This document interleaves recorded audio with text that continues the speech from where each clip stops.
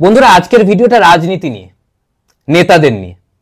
প্রথমেই আমি বলে দিই, সব নেতা খারাপ হয় না, কিছুজন তো খুবই খারাপ হয়, আবার কিছুজন ভালোও হয়।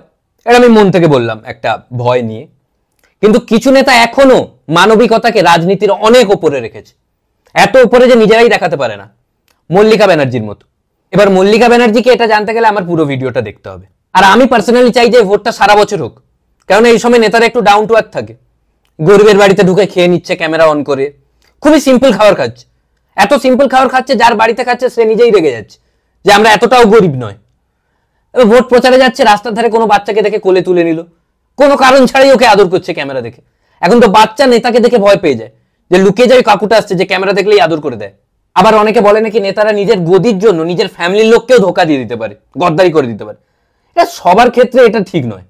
কত নেতা আছে যারা চাইলেও নিজের ফ্যামিলির সঙ্গে গদ্দারি করতে পারবে না।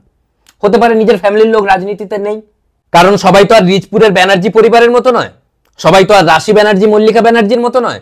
এবার তো আবার প্রতিম ব্যানার্জিও ফিরে আসছে। তো এই ব্যানার্জি পরিবারকেই দেখার জন্য আমাদের চোখ রাখতে হবে। হইচইতে 24শে মে রিলিজ হচ্ছে আবার রাজনীতি। আর নেতার কথা বলতে বলতে আমি ভুলেই গেলাম, কালকে ট্রেলারটাও রিলিজ হয়ে গেছে, তোমরা গিয়ে দেখে নাও। দেখলে বুঝতে পারবে এখনকার রাজনীতি আর রিচপুরের রাজনীতির মধ্যে কতটা সামঞ্জস্য।